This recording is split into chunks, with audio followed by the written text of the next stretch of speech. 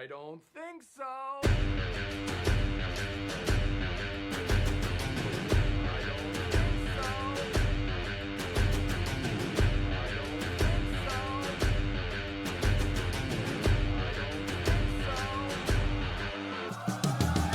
Welcome to Title Adam in the House, the podcast where Florida real estate gets real. Buyers, sellers, builders, and lenders. If you're in the game, then you belong in the house. Let's get you to the closing table fast and with less stress. Let's go. Hey, everybody, it's Title Adam. We're in the house today. I'm with Brian Sodre. He's a general contractor with Miniopolis. He's building tiny homes. He's doing a lot more than that, though. And we've got him here in the house today to talk a little bit about some of the passion projects that he's working on, some of the things that are on the dashboard for the future, and then just what he likes to do and who he is. And I can tell you, Brian and I just had a wonderful lunch at Tap 42, which is at Bell Tower. Brian, thank you for joining us for that. And thank you to Cheryl, my boss, for buying lunch. And thank you to Mario, my underwriter, for showing up. So here we are, Brian. Thank you, Adam. Lunch was great. Thank you. Was that your first time there? I was there one time, but it was just for a couple of drinks. So I was glad to be there. And I followed your lead on lunch there. Yeah. So I'm glad you picked lunch for both of us. Absolutely. And it was my first time there as well. But they had a prefix, if you will, where you get, 3 different courses for $29. I highly recommend it. And we did, the Philly cheesesteak egg roll starter. We had the chopped chicken salad for lunch. And then I had key lime pie. And you had the strawberry tres leches, if I'm not mistaken. So many Diet Cokes for me. I was the only one at the table drinking Diet Coke. So I'm caffeinated. I'm full. I'm in an insulin coma. I'm ready to go for the second half of my day. And we talked about so many things at lunch today, Brian, that we go, you got to say this again when we get in front of a camera. And I think that's part of what we're doing in the house here is we're trying to bring in viewpoints and perspectives. We're trying to learn a little bit. And I just wanted to start everything with a story about a wedding that I went to. And probably 15 years ago, a friend of mine got married up in Indiana. And I'll never forget that it was in a beautiful church, but the message that was given was talked about a Latin term, companus. And in Latin, companus means to break bread or with bread. And what that meant was that it talked about a time when you would have people over and you would break bread. And you would talk about the challenges of the day. You would talk about victories that you were having in your personal and professional life. And the word company comes from that Latin, companus. And it's very important today that you choose your company wisely and that you protect your company and that you really enjoy the time spent with it. And so I can say, Brian, that, it's one thing to have a guest on the show and I have people come and the first time I meet them is when they get here. But there is something special about breaking bread with someone before you have a chat and where you get a chance to kind of get to know them. So I look at the time that we spent together over lunch as a really, really positive interaction, man. I just couldn't get enough of the conversation. So we said, come back to the studio, let's turn the mics on, and let's take a take 2. So thanks again for being a really good sport about that, Brian. And I'm grateful that you shared your story prior to, how you were supposed to be a home inspector. Yeah. And I'm sure your followers have heard that story before, but I haven't told it. You haven't? I haven't told it. I think they would laugh as well. They feel bad for you at first. Yeah. The short story is that I came to a point in my real estate career where I had to find something else to do.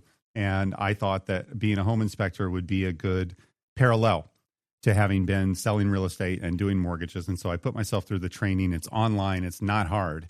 But I learned a lot of really great stuff, and I learned that a lot of the improvements that I had done as a weekend warrior were not within code, and like we joked around, and just strictly joking, this is for legal purposes, this is a joke, but that a lot of the electrical repairs that I had done in prior flips clearly were not in, the compliance. Best. Yeah, not in compliance. So that said, I went through the training and I asked Jade, who do you know that does home inspections? Because I'm ready to go be a home inspector. And she referred me to John Brooks. And John Brooks and I met at Starbucks and we chatted, and he was, said I was a great guy and he liked me a lot, but that he would never, ever hire me. And he said, you're 6'2", 220, and I want a guy that's 5'8", 150, and I want him to be 20 years old. And your career was shot. Yeah. And I just was done. And he said, do you really think you're going to be in an attic in the Florida heat? Do you really want to be on a 2-story roof? Do you really think you got the stamina? Do you really think? He said, let me do you the biggest favor. Let me buy you this cup of coffee and let me tell you to go find something else to do. And that's how I got into title. And I'll tell you, it was one of those things that, well, I sure am glad that I got here today, because no lies were told. No lies were told. And when I started thinking about it, I thought, yeah, well, you know what? I could lose weight, Brian, but I can't get younger. And I've already had a back surgery, and my knees are already, worn out, about a half a century of hard work. And Adam, and you can't get shorter either. You can't get shorter. You can't. And I think that they're probably in everybody's life, maybe they've come real close to doing something, and for the right reason they didn't. And that's what I would say about this one too. So really love telling that story today. And it's funny how through the lens of time, and enough time passes, you can tell that story and actually laugh about it and not be panicked or upset or hurt. So I loved it. Thank you. Yeah, I love telling it. And so that goes into the time that we spend together, where we kind of go, because a big question that anyone would have when you're talking in the business world is, are we compatible to do business together? And that's important, because you have to have the systems, you have to have the processes. Sometimes you have to have insurance policies that allow it. You have to have corporate commitments that allow it. And then you get down to, do I really even want to work with this person? And you don't have to like anybody in the business world, and nobody has to like you. You have to work really hard to get people to like you sometimes. And so I really enjoyed having that time, and not to labor it, but I think that it's important to have that opportunity to, one, find out, are we compatible to work together? And then, do we want to? Right. And I can say, Brian, from Brenda, who's another licensed agent in my office, myself, Cheryl, who joined us at lunch today, Mario, who underwrites all of my policies, we want to work with you. I wanted to just jump right in, if we could, and talk a little bit about the project that you've got in North Fort Myers. And you do a lot of stuff, but before we can get into that, we need to set the stage for what kind of work you actually do. So tell me about Miniopolis, and kind of go back through how you're fitting into the local landscape of residential real estate today. Well, before Miniopolis, I was a licensed real estate agent. And before that, I owned several properties. What I would do is, thanks to my oldest brother, who inspired me to get into real estate, he owns a ton of multifamily homes. When I finally had saved enough cash, I had asked him, what should I buy? And he said, single family home. And at that point, I was trying to determine which type. I looked into so many different properties. And at the time, what most people probably run into at one point or another is cost. They say, well, this one's the cheapest. It will help my dollar go the longest way. And my brother slapped me across the head, not literally, but he taught me something in that moment. He said, come over here and take a look at this. You see this house? He tapped on the wall. Sure enough, wood. We went down the street to the other property. He said, you see this house? Tapped on the wall, concrete. Mm-hmm. You know the difference between both of them is this one's going to cost you a little bit less right now, but for the rest of your life, you will continue to pay it. This other one is going to cost you a little bit more, but for the rest of your life, you will not have to maintain it as much. Yeah. And that Can't deny that, Brian. That was a light bulb. That's where I knew I had to learn more about the construction component of purchasing properties. So again, fast forward now to where I'm a general contractor. I'll be honest with you, this has been a lifelong dream of mine. Mm-hmm. My wife wanted to be a stay-at-home wife for our kids. Now we have 3 kids under 4 years old. Oh, I love that. And I said, honey, I'm going to go build my empire. And I first started getting my general contractor's license. And I don't know if you know this or any of your viewers know this, but there's very little support when you're a general contractor. You think that everybody wants to hire you. Yeah. Little do you know, it's just like any other business. You've got to start from the bottom. So a little bit of the story is I started off as a handyman. I started doing small repairs, and I'll get so curious that I would want to perfect it. Eventually moving on to other tasks and bigger tasks. It got to a point where I was only doing whole house renovations. Then fast forward to getting my license, I decided to start a new concept, which is the small footprint home. Why? One, huge void in the industry. Mm-hmm. There wasn't enough affordable housing. 2, the success I had with short-term rentals. A lot of the properties I already owned at a young age, I started converting them to short-term rentals. And I was making about 3 times more than my long-term rentals. And that flipped the switch. I said, it's less expensive, it's less maintenance, and it's cooler. This product would take off. Now, mind you, My family did not agree with me. My friends thought I was crazy. When I sketched on a piece of paper what my concept was, everybody thought I lost my mind. It wasn't until that home out in Brevard County was complete that it really opened up people's minds. And the common reaction as people walked through that property was, wow, I can live this way. Yeah. You got to be there. You almost got to see it to feel it, to know it. Yeah, because there's some people would say that there's this instant negative connotation to tiny. I'm getting less than I should. I'm getting, you know, like I think about food. We just came from a wonderful meal and I'm thinking about food. But you go, well, if I was going to have a tiny meal, I'd think, oh, gosh, I might need a meal before my tiny meal. Right. And that's part of what society has instilled in all of us is waste. Yes. The lack of efficiency, you know, in a Latino background, efficiency is key. You know, if you've ever seen 10 people get out of one car, they're likely Latinos. It's probably my family. Love it. So efficiency was key. Obviously, as a small business, didn't have a lot of capital. I did what I could with what I had. Fast forward to now, where we were fortunate enough to sell several tiny homes. We've proposed a development. We're also doing some government contracting. Success is there, but I love where we're going, and that's being able to solve a big problem. And right now, it's the affordable housing crisis.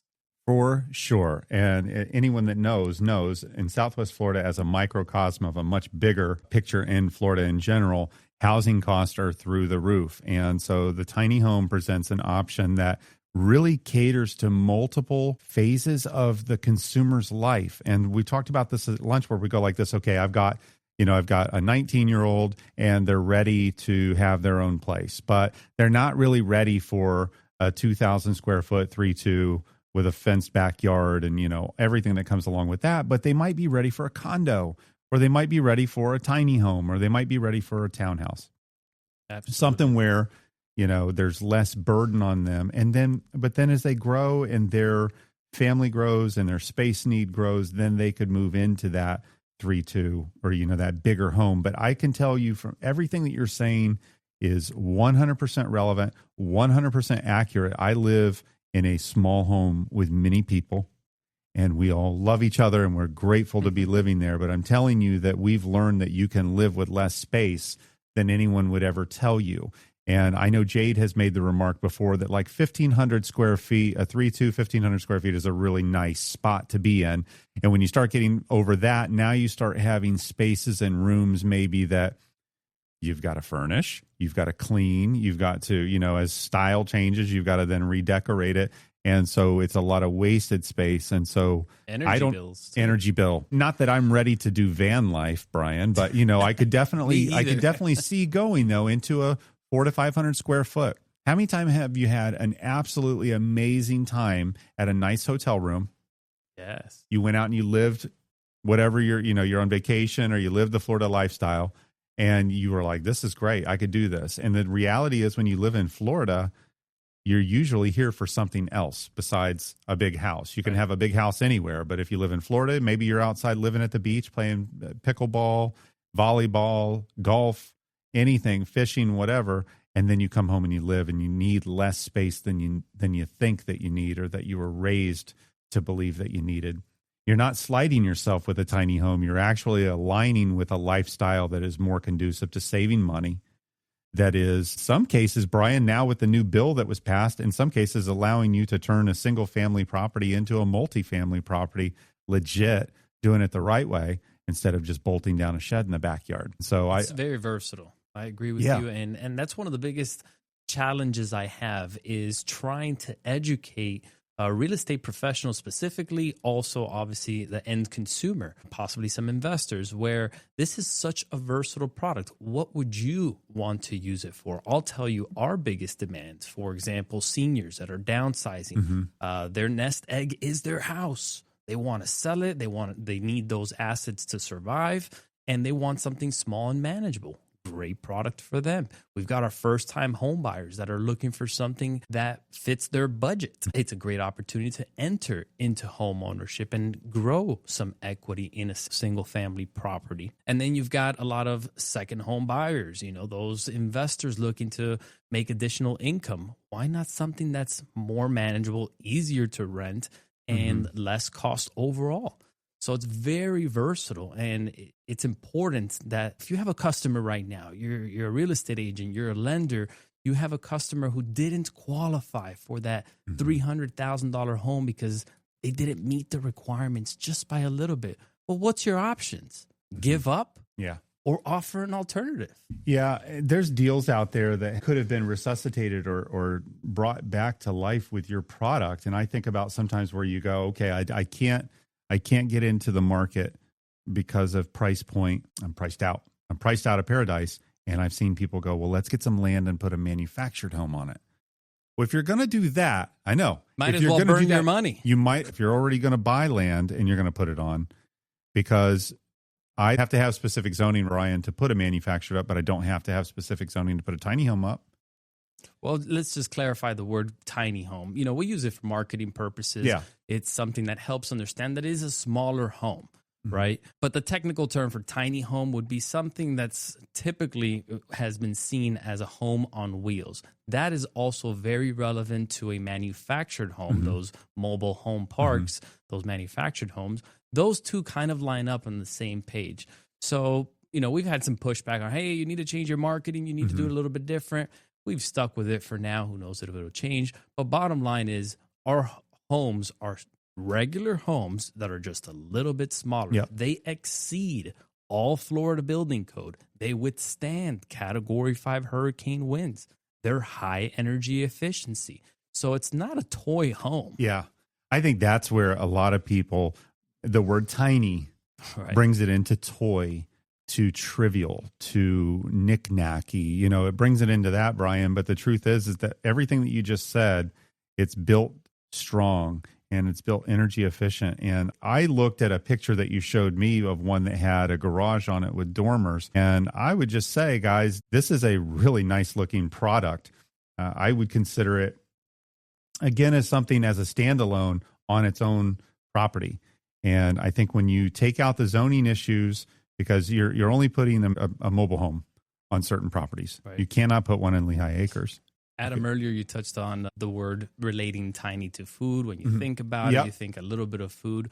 Well, I'd like to think about it more like a filet mignon. Yes, it's small, there you go. But it's filling, it's delicious, it's hearty, and it gives you everything you want. Checks all the boxes. Portion. Exactly. Yeah, for sure. For sure. And then you have two models that you're working with right now. One would be a 1-1 and the other is a 2-2. And that is, of the two, have you found that one's more popular than the other? Given society's expectations, when you purchase something, you just technically want more. Granted, the smaller one is more cost effective than the bigger one, but most people want bigger. So right now, our most popular model is the 750 square foot, which we just built. This one was unique in the sense that it was 3D concrete printed. It was a huge success.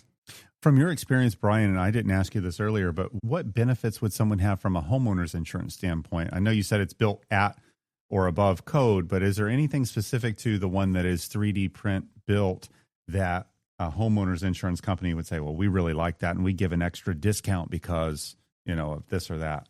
So these homes are engineered by a structural engineer that's licensed with the state of Florida. In those engineering plans, they have to specify what they believe the wind ratings are for that structure, how it's going to be insulated, so on and so forth. Those are some of the factors that determine the homeowner's insurance cost. Now, here's the problem I've had in the past. For example, with the first home out in Brevard County, that one was built out of structural insulated panels. Another very cool product. Again, high wind ratings, high energy efficiency, and easy to assemble. That's our thing. Well, this home, when we first closed on it, they didn't necessarily understand what that was. They saw a portion of that material was wood, so they automatically labeled it a wood frame structure. That's totally inaccurate. Yeah. So we had to provide the NOAs, which is Notice of Approval, in Miami-Dade. Very stringent. It's extremely difficult to get an NOA for a product approved in Florida, given the high structural standards that you need. Anyway, so we provided them all the educational material, pointed out what the wind ratings and the energy value were, and we ended up getting a 30% discount. So Okay. to answer your question, yes, there's a discount, but there's also an element of education that's required in that industry. And do you find that most insurance agents today are up to speed with that, or do you feel like there's an education that you're giving sometimes to an insurance agent to say no, it's actually this material, or is that something that the industry as a whole is pretty much up to speed with now? 'Cause I know you're on the cutting edge here with this. A lot of people ask me what I love most about what I do, or some people, why did you get into this if it's so challenging? Mm-hmm. And part of that is because I have to educate. I love educating. I love educating the consumers. I love educating the professionals that offer our products. And I love educating companies like an insurance company, where you're teaching them something new, something of value. And you hope, you pray that they say, man, if there was more houses like that, we'd be doing better. Yeah. We wouldn't have to pay out so many claims. We wouldn't have to worry so much. The burden on the government wouldn't be so great. Yep.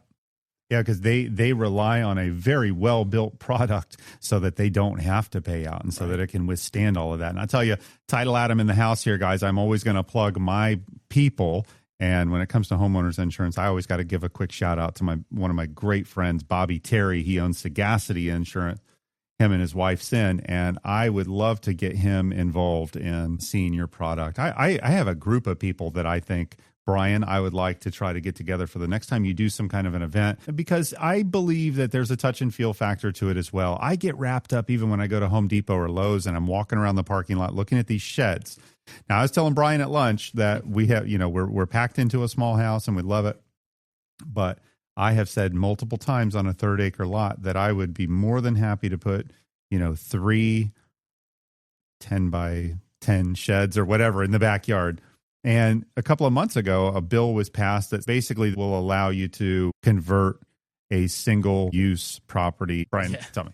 So this recent bill that passed roughly about 2.5 months ago allows homeowners to essentially have 2 single-family homes on one lot. Now, the technical term, if you're going to hire a contractor, preferably Minneapolis, that's what we're in business for, you would ask for an ADU, an accessory dwelling unit. This bill allows anybody across the state of Florida with no municipal ordinance limitations to override this bill, meaning this bill allows you to build an ADU in your backyard, regardless of what your local municipality doesn't matter what they says. say in Lehigh. Exactly. The only catch, or the only part where you can't, is inside of an HOA. Right. And that's always going to be that way. Right. HOA's got the right.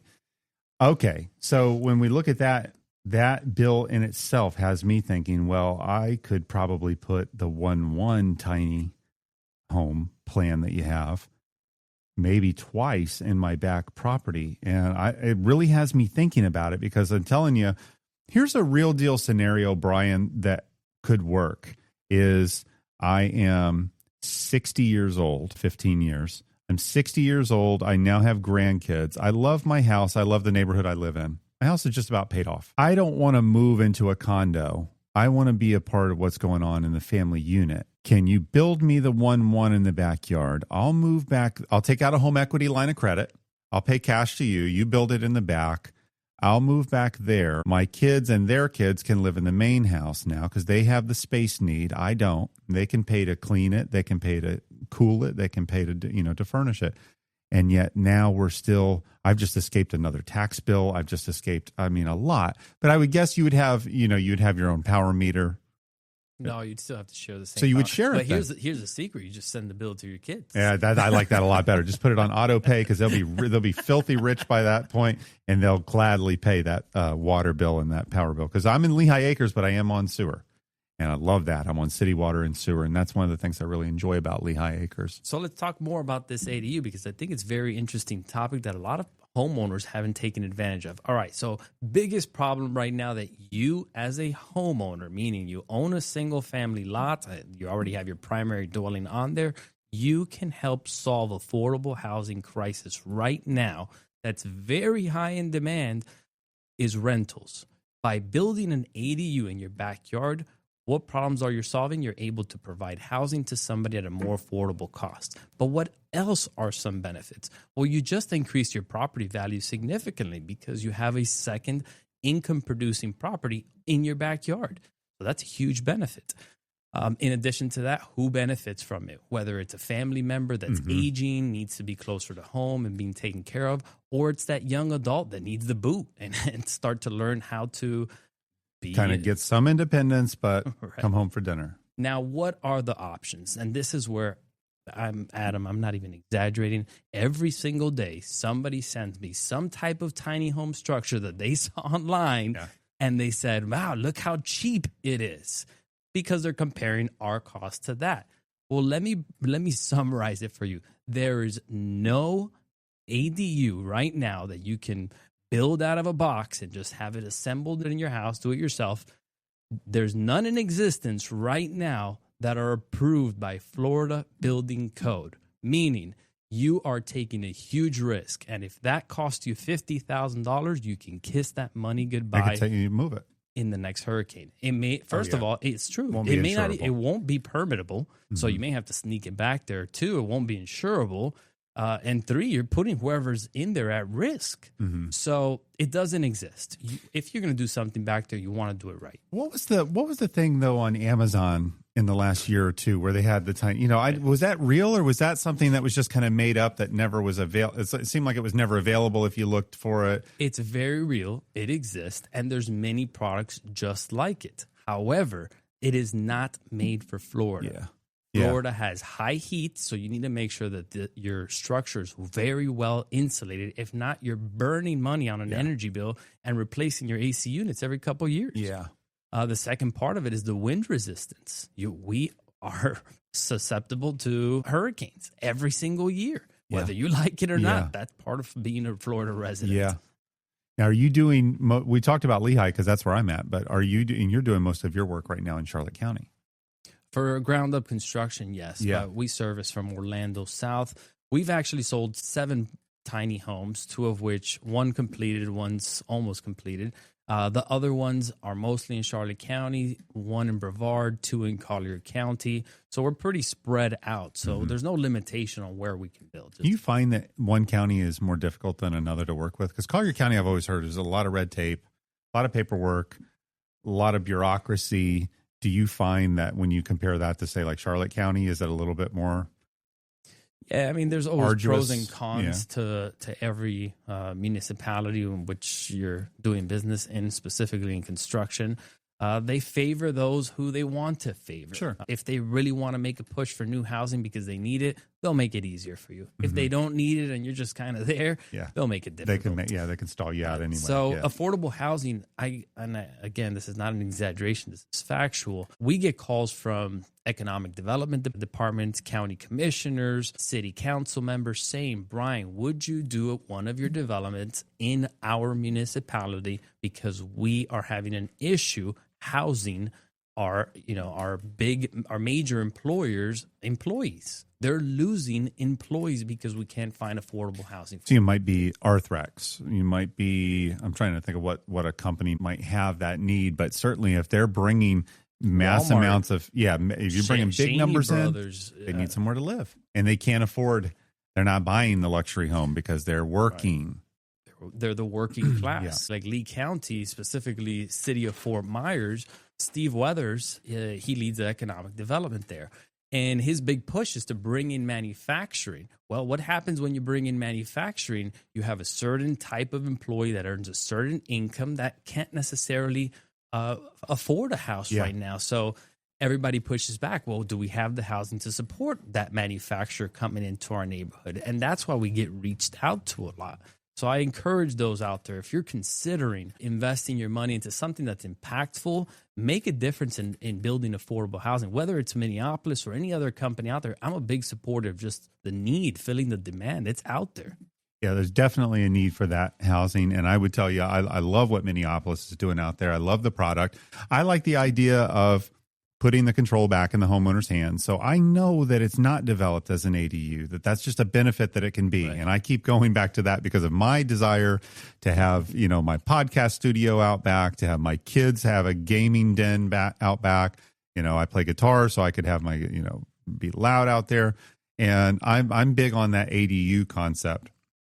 I'm also big on family units that age in place. And I know that in Southwest Florida, that is one of the biggest demographics right now, are the people that are making the decision that, hey, we've got the 3,600 square foot home in the gated community. We can't keep up with it anymore. We cannot do this. We need to make a move. And then they go, well, are we going to try a condo first? Or are we just going to go directly to assisted living or somewhere where, it's luxury assisted living?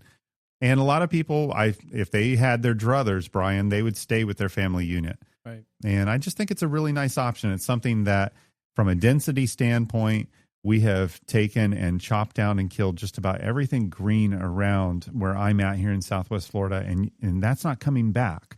And so now, as the population grows, and it will, we have to find ways that we can put people in the same amount of space. I know that Mario mentioned at lunch today that they were looking at going up over some commercial space in Midtown Fort Myers, where they were going to put residential real estate above commercial space. And that's great. Mixed use is very popular. Going to have to, right? And I had said, I thought this is a brilliant idea, but it was mine, was, Edison Mall is a wasted space. And I think that's an example of a place where you could do something with that, whether it's housing or whether it's whatever.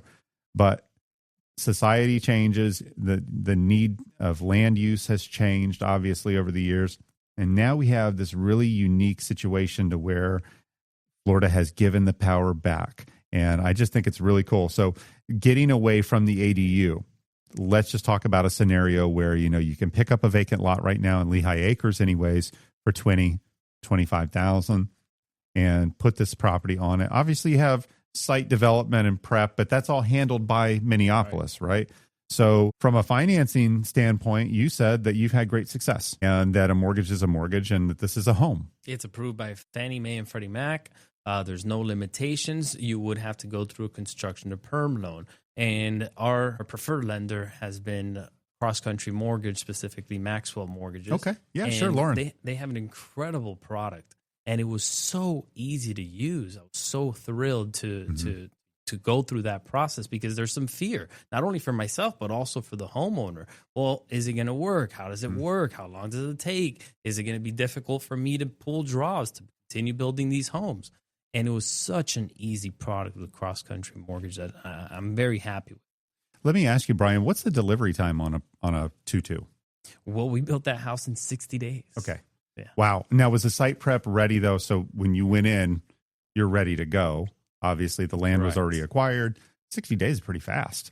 To build a home, it doesn't take us long. What takes us longer is the permitting process, clearing the land, prepping the land, and getting it to a point where we can actually put the house on it. And yes, we build on site, so it's not like we just drop it in there. Right. It's done. Yeah, you got them in there. Yeah. Built like a traditional home, but because of the smaller footprint, and we've got it down to a science where it allows us to build it faster. And those that are considering, well, I want to buy a new house, but I don't know if I can wait around 18 months, 12 to 18 months, which is the standard in new construction right now. Well, we help solve that problem. We said, well, we'll get you something, with everything included, anywhere between 4 to 6 months. Do you know, Brian, it's specific to Lauren's group over there at Cross Country Mortgage, do you know if they're requiring a 20% down, or are they able to do, I don't even know with construction loans these days if you can do it with 5% down, but I was thinking maybe if someone owned a lot and let's say it was worth $20,000 and they owned it, or it was given to them for their wedding or something like that, and then they went to Lauren or any mortgage lender and said, let me use the equity in the lot as my down payment, that might work on the price point that you've got. That might almost give them a 10% or 20% down payment. Do you know how that works? Or I try to stay in my lane. I'd love to learn a little bit about everything, but my lane is the construction lane. Lauren Maxwell is the financial lane. And what I love most about her, and the reason I selected her as a preferred lender, it wasn't because she was the nicest, the sweetest, the best looking, or had the biggest teams. It was because she really knew her stuff. Mm-hmm. I did not have to wait around for an answer. I didn't have to wait for her to call 100 people, even though she has access to it. She knew exactly what she was talking about. And there's been many scenarios where she had to shift gears and say, hey, well, this is not going to work. Let's try that. And that was very helpful. But along the same topic, I'd like to mention, we are sponsoring a bill where we're putting it together and pushing it through House representatives, and hopefully they push it up the ladder, where right now, again, with the need with affordable housing and interest rates being so high, there's a gap.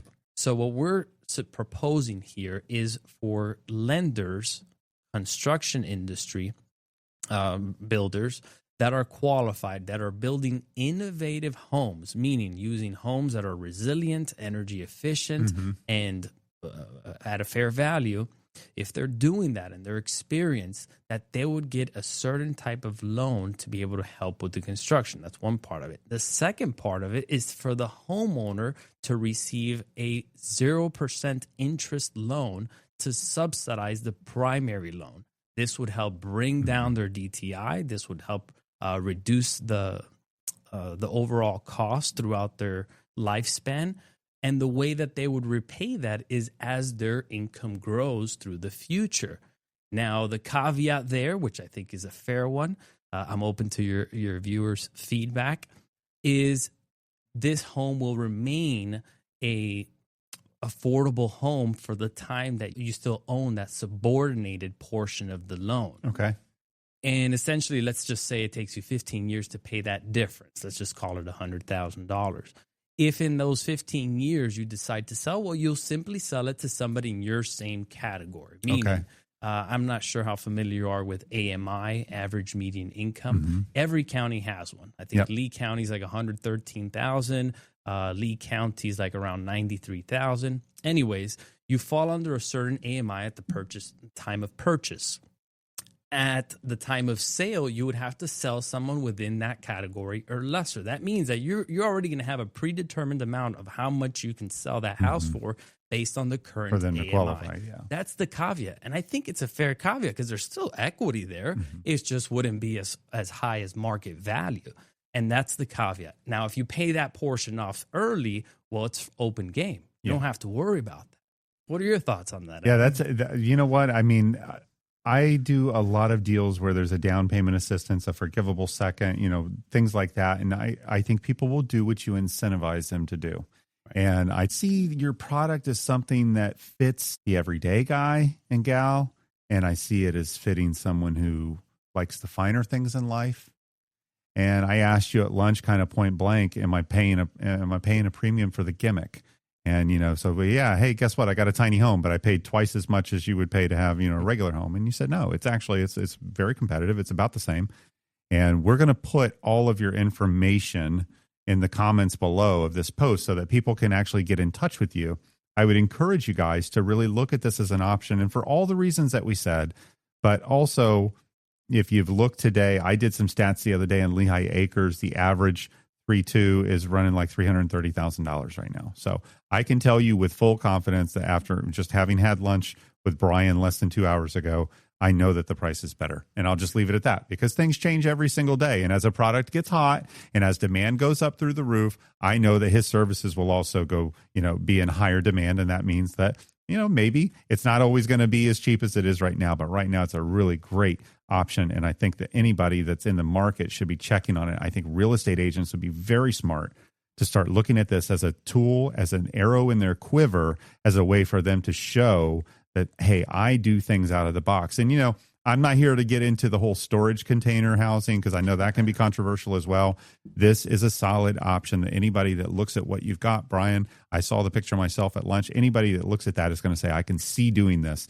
And I got news for Lehigh Acres. We are going to have more of these up and about in town. Now, you said that you're building everywhere, and we'll put all of the information down in the notes below. I want to make sure to mention something. And Brian, if we get through this part of the conversation and you tell me not to put it in the final, I won't. But I want to bring it up. And here's what I want to say is that with a product like Brian's that is competitively priced, we can cut through and we can see that you're getting a very fair price point to start at. I asked Brian just a knee-jerk reaction. Does the seller offer to pay any kind of incentives? Is there any closing costs? You know the gimmick with D.R. Horton. You know the gimmick with Pulte. You know the gimmick with, all of the different builders out there, Toll Brothers. Everybody's got something. And I've long railed against that. And I've said that if a builder can afford to give 5% to the realtor and then can put $20,000 in free upgrades and this and that, why aren't we just getting a better price in the start? And when I asked Brian if he had any incentives, he said, what I have is a fantastic price for the customer. And so I wanted to just bring that up, that I know that there's people out there that are building houses and they've got a lot of bloat built into that. And I just wanted to ask you, from your standpoint, somebody that's coming in good faith, are you willing to cover the real estate agent's commission for your buyer so that they don't have to? Absolutely. We incentivize realtors to take advantage of what we have to offer and offer it to their customers with a full commission paid. That's 3%. Yeah, and that as a lot of buyers today, Brian, are actually paying their agents real estate commission, and that's never been the case. It has always been an option, but it's been very customary that the seller would just automatically pay that. And I am a fan of giving the best price, and that means that everyone wins. And don't forget that the state of Florida doesn't have a income tax, but they sure do make money every time a mortgage is written. So when you sell a property, you're funding doc stamps to the state, you're funding recording fees to the county, you're funding a real estate commission, you're funding a title insurance agent who, by the way, if you're buying, selling, building, refinancing, or doing a deal in Florida, tag in Title Adam. I'll get you to the closing table faster and with less stress, and I'll do it with mega service. I don't do tiny service here. So even if you buy a tiny home, we're going to do a mega job closing it up for you. We're located in Estero. We also have an office in Bonita Springs, and we've got 5 licensed agents in Estero on the ready to help. So we're sitting here in the studio with Brian Sodre today, Minneapolis. I want to go, Brian, to the real piece that I've been waiting for. And this is your project in North Fort Myers. And I want to just open it up and have you tell us a little bit about what you're looking to do there, how we can help, and share us the vision of your newest project. So in our hunt to start a development, one of the most difficult parts was finding land that had the proper density to allow us to maximize the use of the land. So just a quick overall, just you touched on our pricing. We don't give discounts because we give you the best rate from the beginning. There's no gimmicks, there's no sales, there's no catch, right? You get what you get, and that's it. I like that. I've never seen Apple offer some discounts, right? Well, just like that. The way that we're currently doing business, which is a lot of times homeowners either already have land or looking for land, and then we build a house on that infill lot, right? It's surrounded by existing properties. Well, that is not very profitable for us. We do not make a lot of money on that. As a matter of fact, if that's all we did, we may not be in business for long. But we need houses to be seen. We need people to feel. We need people to experience that our homes are real, that our homes they make sense. So we're doing that right now. But what really drives us, what my driving goal is to get into the development side of that. That allows us to condense all these homes into one small footprint, given that the size of the parcel is how many we can squeeze in there. Well, in order to find that land with the density that we need for it to make financial sense is very rare to find. And the times that you find it and the homeowner or the landowner who knows it, they hike out of that price. So it's very difficult. Because they got you. They know they got you. They got you. Yeah. They know their value. And there's a business just outside of that where people buy raw land, they get their entitlements, and they sell it in the open market. Yep. Well, as a developer interested in building a development of 57 tiny homes, we found the right lot at the right price that allows for our concept. And the great news is it's already pre-approved in Lee County. Now, what is it? It's 57 tiny homes. There'll be 750 square foot models. You have the option to select either a 2-2 or a 3-2. Now, with these homes, it is in a AE flood zone. So our plan to mitigate from flood damages and to avoid flood insurance is to elevate the home 8 to 12 feet up in the air. Now, why so high? Why do you want to go 12 feet? Well, depending on what route we take, and I'll mention that a little bit later, if we do 12 feet, it would allow for your boat to be under there or for your RV. Now, that's a more luxury type of development. 8 feet would be more so just your workforce type housing. Yeah, a car. So it'd be a nice covered parking. So you've got 750 square foot living space upstairs, 2 or 3 bedrooms, 2 bathrooms, and then your 750 square foot covered parking space. Yeah. The community would have amenities such as a community pool, gazebo, dog park, small gym. And we're proposing, has not been approved, but we're proposing a clubhouse for members only and a small viewing dock because it does have direct access to the Caloosahatchee River. This parcel is 5 minutes from downtown. So the use of it is, it can go many directions, but it's going to boil down to the investors that decide to partner with us on what they believe would make sense for them in their investment. It's one of those things where as I'm thinking about it, I'm going, oh, wow, 5 minutes from downtown. Okay. Because I got news for you guys. Now, there's a lot of revitalization to go in Fort Myers. And people for several years have talked about Midtown Fort Myers as a place where we need to put some of that money. But let's just think about this for a second, guys. You're just over the bridge from downtown. The sprawl of development is most likely going to hit North Fort Myers before Charlotte County would close in Tropical Golf Acres.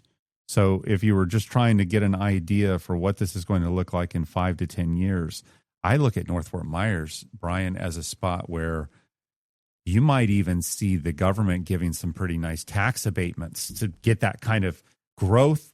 And I'd tell you, last time I went through North Fort Myers was just a cut over to Cape Coral, and it's not pretty. And that's when you want to jump into a market, man. You want to get in there before it gets really nice, man. You want to get in there. And what's interesting about that is there's a lot of development order already in the area. Why? Yeah. Because the infrastructure can support it. Yeah. Because the demand around there is already existing. So now we're just beautifying an area that hasn't been well taken care of. It's already existing. It's already happening. Yeah. So don't be surprised within 5-10 years. That's the new spot to be in, the new spot to hang out, the new shopping center, the new attraction spot for tourism. Yep. And, you know, a lot of people don't think about this, but Naples Park, which is a very nice area to be in right now, close to the Mercado, was a trailer park. And so when you think of Suncoast Estates, I'm telling you, Suncoast Estates will fall in my lifetime and it will be redeveloped into luxury housing. I know, maybe not in my lifetime. God, I hope so. But it's just a matter of time. And we've seen this happen on the East Coast. And for some reason, we think it's not, you know, it's not going to happen to us. It's happening to us. Like Brian said, Ian came through, cleared out a lot of what needed to be cleared out in North Fort Myers and showed us the soft spots and the weak spots and where we may need some more fill dirt.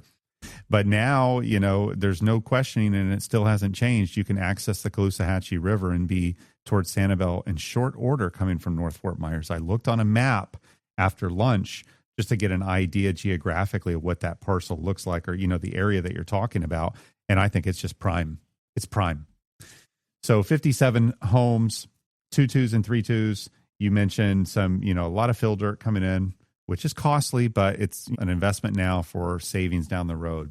When you talked about the amenities, none of them sounded, dog park doesn't really cost that much money on an HOA fee. Are any of the other items, though, are you anticipating that it's going to be a low budget or a low cost HOA fee? Yes, we don't.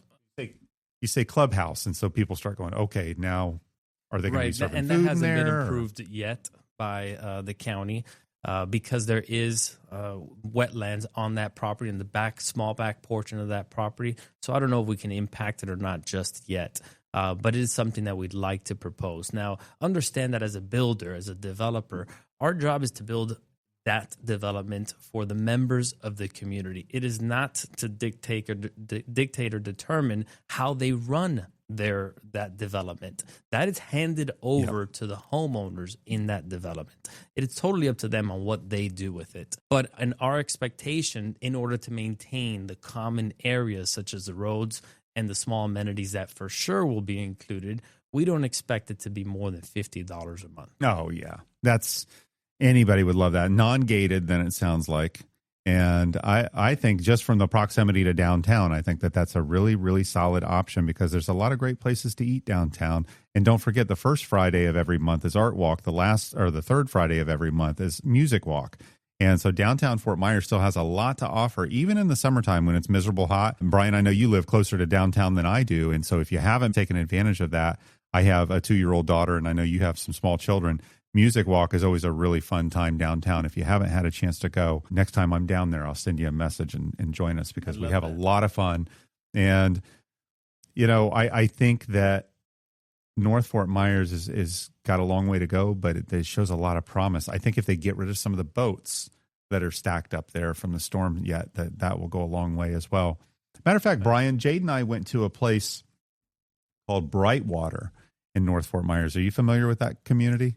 Rings a bell, but it's a really interesting concept. What they did is it's a gated community in North Fort Myers, but the developer came in and built essentially a water park. Oh, the lagoon. The lagoon, Brightwater Lagoon. Yes. And so it's like if you live there, it's cool. I think you still pay money though. Right. But I think it's about $40 a person. But that raises money and revenue for the community. I love and that. so we snuck in from Lehigh and came in there and, you know what I mean, hung out, had some drinks and ran around.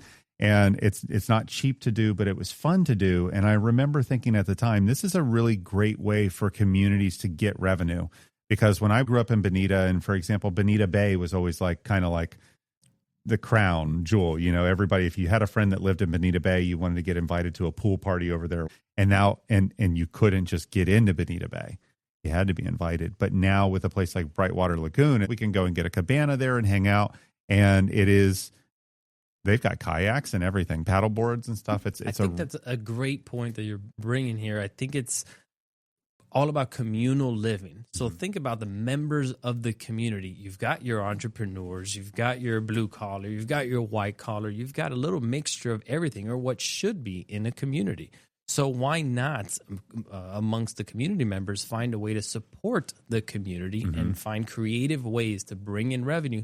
That way it's not coming out of your pocket directly. Instead, it's coming off of your ability to offer a product or a service.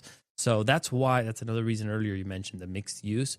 Mixed use developments are such a high demand, very attractive, specifically to young home buyers that are looking to be part of a community.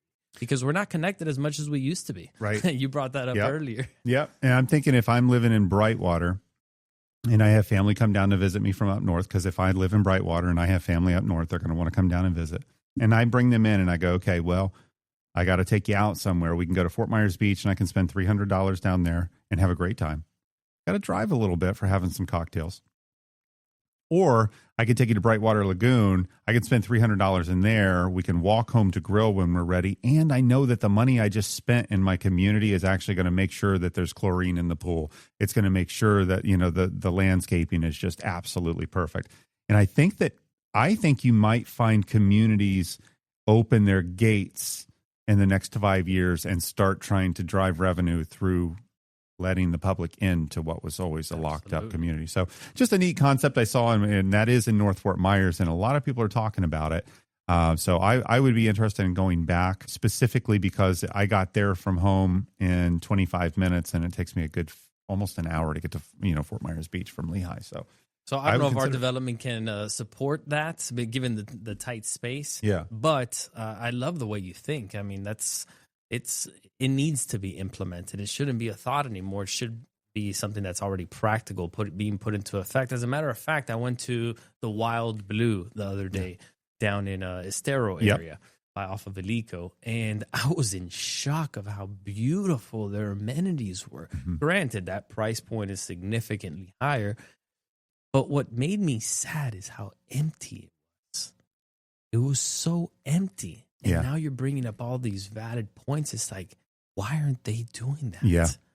And I wonder if the community members themselves just feel they wouldn't want it, or if it's just the norm that they're used to.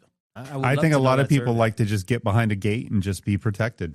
And they like it that it's there for them, and they would prefer it that no one use it. I think a lot of times it's really weird how it works, but you know, I think that the way that communities look at that will change.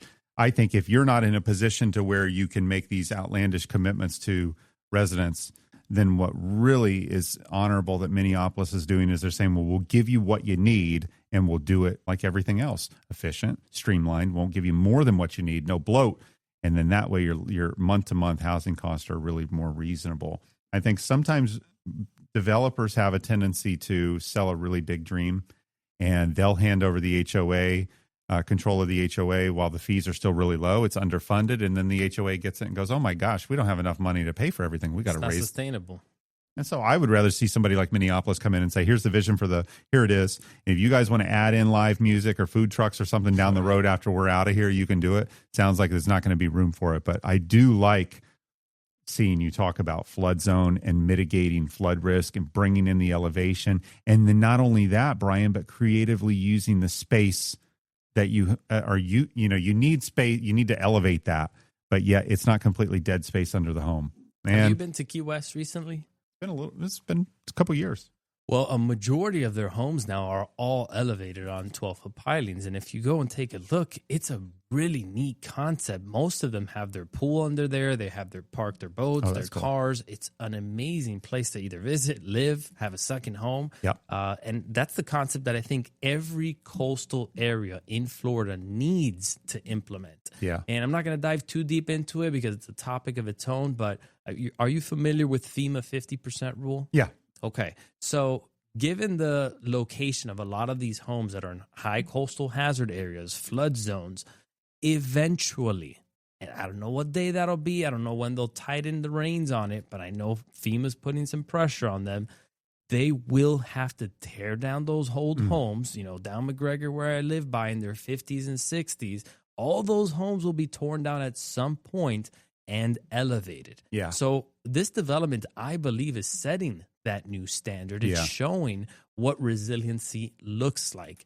How people do it, what size home they do it with is irrelevant. We're just setting the stage with what we know best. Yeah, that's great. And again, we got Brian Sodre in here. He's with Miniopolis, doing a lot of really great things. We want to show him our appreciation. Brian, thank you for coming in on the show. Thank you for lunch. And I would just take a final step to say, if you're a real estate agent, if you're a mortgage lender, if you are someone who's in the know, if you're an investor, I would encourage you to reach out to Brian to learn more. I'm not going into the price sheets. I'm not going into all of that with you here today. But if you're interested and you really have an interest in the business, I would encourage you to get in touch with Brian. I'll put all of his contact info below, but is email the best way to reach you? Phone? What's the best way to reach you? You can reach the company phone at 239-329-8804 or our director of sales. That's sales@minneapolisbuilders.com. Now, I don't think we've spelled out a company name. We should, yeah. But for those that don't know, it's Miniopolis. And I get asked all the time, what's Minneapolis? Well, Metropolis is a big city. Well, we build small homes. The opposite. Minneapolis. I like it a lot. Well, appreciate you being on the show. And again, I would love to have the opportunity to work with you. If anyone out there is talking with Brian or with your mortgage lender and you need to get a title quote, obviously you can go to titleatom.com. We've got you all set up there. I'm hanging out here in Estero waiting for you and your order. If you're buying, selling, building, refinancing, or doing a deal, tag in Title Atom. We've got a whole team of licensed professionals here ready to help. And that's going to do it for today. Brian, thanks again for coming in. Thank you, Adam. That's a wrap on Title Atom in the house. Subscribe, share, and tag in Title Atom when it's time to close. You want to be a guest? Book your spot. The link's in the show notes.